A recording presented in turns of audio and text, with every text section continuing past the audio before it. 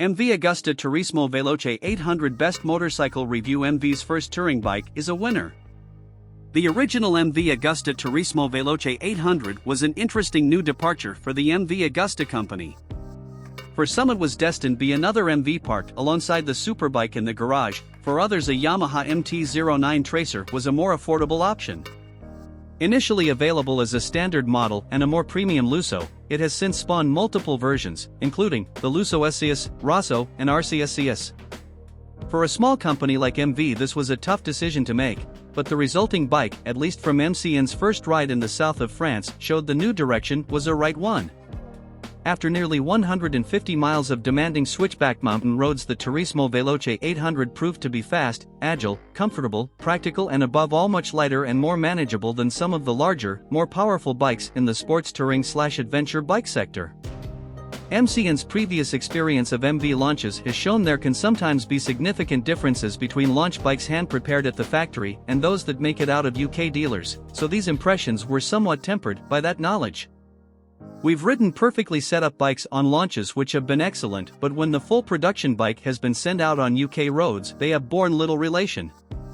The Turismo Veloce's good points certainly outweighed the bad, but there were negatives nonetheless. The biggest issue was the fitment of the Pirelli Scorpion trail tires. This isn't an off-road bike in any way, shape, or form, so why these light off-road tires were fitted remains a mystery. Try a road-focused rubber on your own machine. The most annoying aspect of the original bike was actually nothing to do with the machine itself, but the fitment of the accessory sat-nav. Not only was the metal bar running between the screen supports ugly and out of keeping with the rest of the stylish bike, but it also stopped you from accessing the manually adjustable screen because it's not wide enough to allow access for your gloved hand. Another minor grumble was the indicator switch, which doesn't have enough positivity when pushed, making it hard to know if you've turned your indicators off. But that's all we could find wrong in over 165 miles of hardcore mountain roads, including the famous Col d'Events and Route Napoleon. The three-cylinder motor had some vibration at times, but mostly it's smooth and more than powerful enough. The braking performance from the front Brembo setup was strong, too. The electronics are a help not a hindrance, and the seat is comfortable. The screen kept the worst of the wind blast down, and navigating the full-color dash and the Veloce's many settings couldn't have been simpler. The auto-blipping quickshifter work excellently both up and down the gearbox, and the clutch is only needed for setting off, too. Ride quality and brakes. The Veloce 800 deliberately stayed away from tackling the massive offerings in the touring motorcycle market, which has become dominated by adventure bikes. The MV is leaning more towards the road offerings, with 17 inches wheels and a lack of underside rock protection. It was also significantly lighter than a full-on adventure tourer at 212 kilograms fully fueled, and narrower too, even with its 230-liter hard panniers that can each stow a full-face helmet. The launch location of Nice leads out onto some of Europe's best roads, and the Turismo Veloce, Italian for fast touring, suited them well. Of the 4 available throttle maps I started off in Turismo, which is the middle setting, with a softer rain option and also a sharpened sport option for later.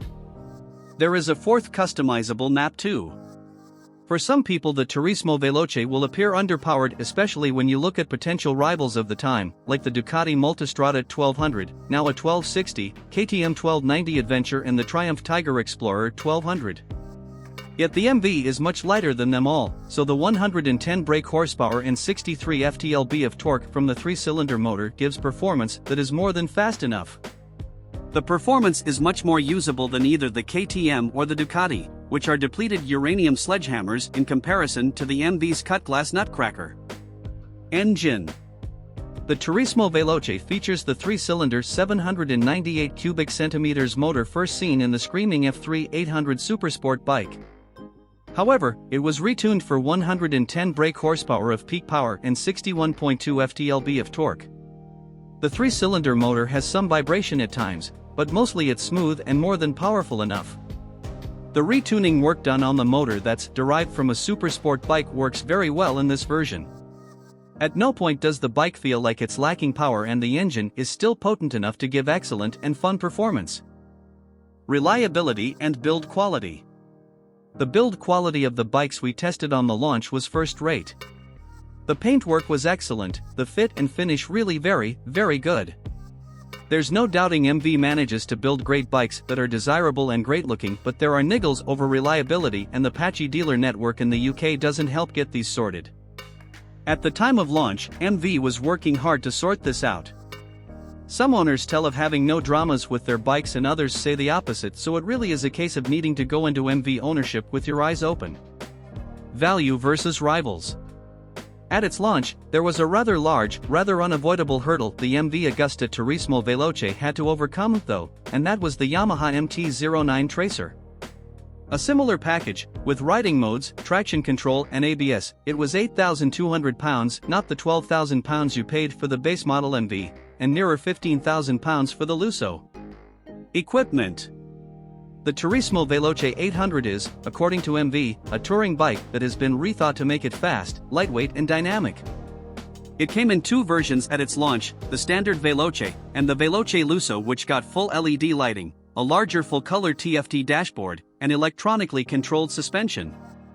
Both had a stack of electronics as standard, including motor and vehicle integrated control system and #40, VIX 2.0 and #41, electronic control, for riding modes with an automated gearshift blipper system that works going up and down the gears.